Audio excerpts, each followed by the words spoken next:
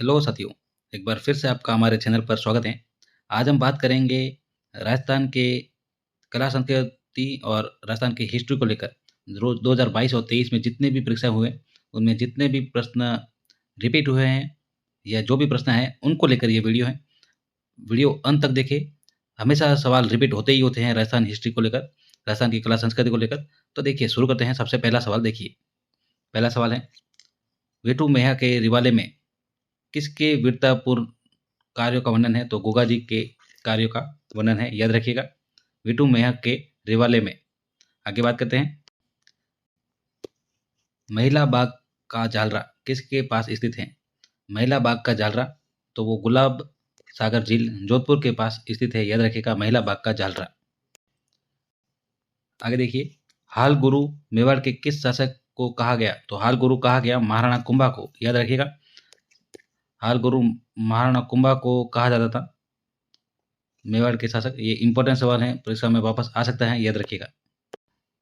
इसी लाइन में आगे बात करें तो देखिए, छिरवा शिलालेख किस राजवंश के शासकों का उल्लेख करता है? तो ये मेवाड़ के गुहिल शासकों का उल्लेख करता है, याद रखिएगा।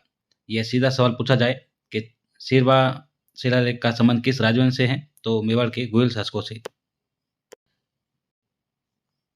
स्वामी दयानंद सरस्वती द्वारा उदयपुर में परोपकारिणी सभा की स्थापना कब की गई? तो ये 1883 में की गई, याद रखिएगा।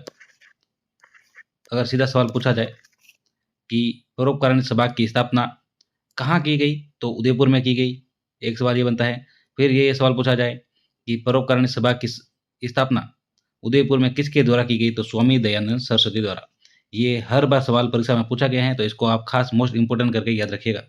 इसी लाइन में आगे बात करें तो देखिए, संत जाम्बोजी का समाधिस्थ क्या कहा गया? तो इसे मुकाम कहा गया, याद रखिएगा। मुकाम कहा गया संत जाम्बोजी का। और पूछा जाए कि मुकाम का संबंध किन लोक देवता से है? तो संत जाम्बोजी से। राजस्थानी हरिजन सेवक संघ की स्थापना ये कहाँ हुई और कब हुई? ये सवाल सीधा पूछा जाता है। तो ये अजमेर में 1934 में हुई, राजस्थानी हरिजन सेवक संघ, याद रखिएगा। देखिए, अच्छा सवाल है। सुमेलित करने को लेकर जब सवाल पूछा जाए तो आपको क्या करना है? जो सबसे पहले आपको आता है वो मिला दीजिए, आपका सवाल पूरा सही हो जाएगा। तो यहाँ पर सुमेलित करते हैं। एक तरफ लोक देवियाँ दी गई हैं और दूसरी तरफ उनके मंदिर दिए गए हैं। तो देखिए, ब्राह्मणी माता, शीतला माता, जीण माता, चचिया माता। तो जीण माता कहाँ है? तो जीण माता रेवासा सीकर। आपसे आपका जो सवाल है इसी से हल हो जाएगा। देखिए, सी पे 4, तो ये एक में ही है, तो आपका सवाल तो सीधा सही हो जाता है। लेकिन आप आगे भी मिलाना चाहें तो सीधा देखते हैं। जो ब्राह्मणी माता है, तो ब्राह्मणी माता है सोरसेन बाड़मेर में। शीतला माता है तो शीतला माता चाकसू जयपुर में। और सचिया माता है ओसिया जोधपुर में। ये आपका सही हो जाएगा। 2, 3, 4, 1। अच्छा सवाल है। ये चारों सवाल अलग अलग तरीके से भी पूछे जा सकते हैं, आप इनको याद रखिएगा। देखिए, बार बार सवाल पूछा गया है ये सवाल। ओलंदी, सीधा सवाल पूछा जाता है, ओलंदी क्या है? या राजस्थानी संस्कृति में ओलंदी क्या है?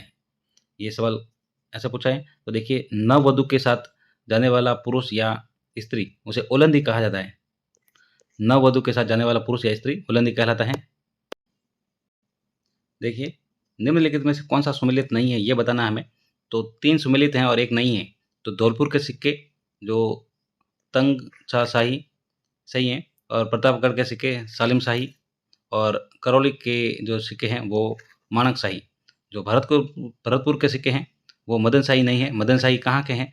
तो ये मदन शाही एक तो कोटा और एक झालावाड़ के जो सिक्के हैं, तो ये असुमिलित हो जाएगा। 2 नंबर इसका राइट आंसर हो जाएगा। हमें ये याद रखना है, जो तीनों सही हैं उनको हमें याद रखना है। तो ये याद रखिएगा, जो तंगसा शाही हैं वो धौलपुर के सिक्के हैं, और फिर प्रतापगढ़ के सिक्के सालिम शाही, और करौली के सिक्के जो माणक शाही। सिक्कों को लेकर एक मैं अलग से वीडियो बना दूंगा, तो आपको ये कन्फ्यूजन नहीं होगी और अच्छे से याद हो जाएंगे। देखिए, वारा कोटड़ी के नाम से कौन सा राज्य प्रसिद्ध था? तो वारा कोटड़ी के नाम से आमेर जो राज्य है वो प्रसिद्ध था, याद रखिएगा। वारा कोटड़ी। इसी लाइन में आगे सवाल देखिए। ये जितने भी सवाल हैं जो परीक्षा में आए हुए हैं 2022 और 23 की जितनी भी परीक्षा हैं, और राजस्थान की कला संस्कृति और राजस्थान के हिस्ट्री को लेकर जो सवाल हैं वो ज़्यादातर रिपीट ही होते हैं। तो आप जो रिपीटेड सवाल हैं देख लेंगे तो आपका कोई भी सवाल गलत नहीं होगा। देखिए, तेजाजी का मेला भाद्रपद शुक्ल दशमी को, ये सही है। फिर देखिए सीता माता मेला ज्येष्ठ अमावस्या को और कैला देवी मेला चैत्र शुक्ल पक्ष को। जो पुष्कर मेला है ये असुमेलित है, तो 2 नंबर इसका राइट आंसर हो जाएगा आपका। तो पुष्कर मेला आपका सही उत्तर हो जाएगा। और पुष्कर का मेला कब लगता है, तो कार्तिक पूर्णिमा को लगता है पुष्कर झील के किनारे। तो ये आपका असुमेलित हो जाएगा। आप ये याद रखिएगा कौन कौन से सही हैं। आगे देखते हैं अधोलिखित में से कौन सा मंदिर गुप्त काल का नहीं है। तो देखिए गुप्त काल का कौन कौन सा है। देवगढ़ का दशावतार मंदिर जो गुप्त काल का ही है, बुमराह का शिव मंदिर, फिर तिगवा का विष्णु मंदिर। जो खजुराहो का कंदरिया महादेव का मंदिर है ये गुप्त काल का नहीं है। आगे बात करते हैं, देखिए प्रसिद्ध तीर्थ स्थल गलियाकोट किस नदी के किनारे हैं। तो गलियाकोट जो है वो माही नदी के किनारे हैं, याद रखिएगा। और गलियाकोट कहाँ है, तो ये डूंगरपुर से इसका संबंध है, याद रखिएगा। माही नदी के किनारे हैं गलियाकोट। इसी लाइन में आगे बात करें तो देखिए अक्षय तृतीया निम्न में से किस शहर का स्थापना दिवस है। तो ये बीकानेर का। अक्षय तृतीया के दिन बीकानेर की स्थापना हुई थी। और पूछा जाए कि बीकानेर की स्थापना कब हुई, तो ये हुई थी 1488 में। 1488 ईस्वी में बीकानेर की स्थापना हुई थी। किसने की, तो इन्हीं के नाम से इनका नाम बीकानेर पड़ा। राव बीकाजी ने 1488 में अक्षय तृतीया के दिन बीकानेर की स्थापना की थी। आगे देखिए निम्नलिखित में से कौन से मेवाड़ चित्रकला शैली की उपशैली है। तो मेवाड़ चित्रकला शैली की उपशैली के लिए कोई बात कही है, तो ये देवगढ़। सीधा सवाल पूछा जाता है। देखिए देवगढ़ जो चित्रकला उपशैली है उनका संबंध किससे है, तो मेवाड़ से है, याद रखिएगा। मेवाड़ चित्रकला से संबंध है देवगढ़ का। ये सवाल बार बार पूछा जाता है, बहुत ही ज़्यादा इंपॉर्टेंट सवाल। ये सवाल बार बार आया हुआ है। जागती ज्योत पत्रिका का प्रकाशन किया जाता है, तो ये राजस्थानी भाषा साहित्य एवं संस्कृति अकादमी बीकानेर द्वारा। याद रखिएगा, इंपॉर्टेंट सवाल बार बार पूछा जाता है, मोस्ट इंपॉर्टेंट सवाल। देखिए वाद्य यंत्र को लेकर हमेशा सवाल पूछा जाता है, और अलगोजा को लेकर ही बार बार ज़्यादातर सवाल पूछा जाता है। तो सुशील वाद्य हैं तो अलगोजा है, याद रखिएगा। सुशील वाद्य हैं अलगोजा। अगर दूसरे नाम दे दी जाए और पूछा जाए कि इनमें से कौन सा जैसे तत्ववाद नहीं है, तो ज़्यादातर अलगोजा का ही दिया जाता है, याद रखिएगा। अलगोजा जो है सुशील वाद्य यंत्र हैं। इसी लाइन में आगे बात करें तो देखिए अधोलिखित में से कौन सा युग्म सुमेलित नहीं है, सही सुमेलित नहीं है। तो देखिए अलाउद्दीन का झोपड़ा कुतुबुद्दीन ऐबक द्वारा बनाया गया। जौनपुर नगर फिरोज शाह तुगलक द्वारा। अलाई दरवाजा अलाउद्दीन खिलजी द्वारा। जो श्रीनगर है इल्तुतमिश द्वारा। ये गलत हो जाएगा आपका 1 नंबर। सवाल है राजा अजयपाल किसके संस्थापक थे। तो राजा अजयपाल जैसा कि इनके नाम से ही अजमेर की स्थापना हुई थी, तो अजमेर के संस्थापक है। देखिए आगे सवाल नाथ द्वारा के डांग नृत्य में निम्न में से वाद्य यंत्र का प्रयोग किया जाता है। तो ढोल का भी प्रयोग किया जाता है, मंडल का भी प्रयोग किया जाता है, थाली का भी। तो उपरोक्त सभी 4 नंबर। डांग नृत्य का संबंध किस जगह से है, तो नाथ द्वारा से, याद रखेगा। ये इंपॉर्टेंट सवाल है, पूछा गया सवाल है और रिपीट भी होता है। ट्रांस कमीशन का संबंध, तो ये बेगू किसान आंदोलन से है, याद रखिएगा। बेगू किसान आंदोलन से ट्रांस कमीशन का संबंध है। और याद नहीं रही तो आपको सीधा देख के याद आ जाएगा। ये भी 2 अक्षरों का नाम है और ये भी 2 अक्षरों का नाम है। बाकी जो भी है बड़े नाम है, तो याद रखिएगा ट्रांस का संबंध बेगू से है। इसी लाइन में आगे बात करें, देखिए चांद तैयब राम सिंह भाटी साहिबा एवं उसना चित्रकार में से किस चित्र शैली से संबंधित है। तो ये अजमेर चित्र शैली से संबंधित है, याद रखिएगा।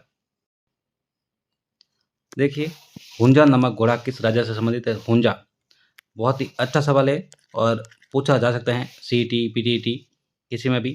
तो बूंदी के उमेश सिंह का जो घोड़ा है वो हुंजा है, याद रखिए। जो हुंजा घोड़ा है वो बूंदी के उमेश सिंह का है। देखिए हरनावा गांव किस संत से जुड़ा है, महत्वपूर्ण स्थल है ये हरनावा। तो हरनावा रानाबाई से संबंधित है इनका, रानाबाई। देखिए हसमत वाला शासक किसे कहा जाता है, यह हसमत वाला राजा। तो राव मालदेव को हसमत वाला शासक कहा जाता है। भूला बिसरा राजा राव चंद्रसेन को कहा जाता है, याद रखिएगा। इसी लाइन में जो सवाल है हल्दी घाटी के युद्ध को किसने खमनोर का युद्ध कहा। तो अबुल फजल ने कहा, याद रखिएगा। हल्दी घाटी के युद्ध को खमनोर का युद्ध किसने कहा, तो अबुल फजल ने कहा था। आगे सवाल है Rajasthan role in the struggle of 1857 ये किसने लिखी। तो नाथुराम खड़गावत ने। अच्छा सवाल है, वापस रिपीट हो सकता है, याद रखिएगा। अच्छा सवाल है Rajasthan role in the struggle of 1857 ये किसने लिखी? तो नाथूराम खड़गावत ने।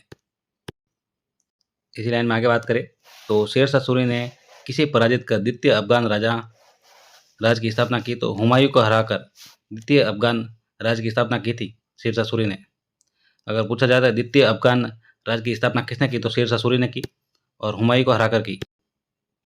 इसी लाइन में आगे बात करें तो दुर्गादास राठौड़ की छतरी किस राज्य में स्थित है? तो ये मध्य प्रदेश में स्थित है, याद रखिएगा, दुर्गादास राठौड़ की छतरी। इसी लाइन में आगे बात करिए तो देखिए वर्ली स्टोन एपिग्राफ शिलालेख चिन्हित किया गया है, तो ब्रह्मी पांडुलिपि में किया गया है, याद रखिएगा। शांता गांधी द्वारा रचित नाटक जम्स ओडन किस गायन शैली में विश्व के कई देशों में मंचित किया जा चुका है? तो भवाई शैली में।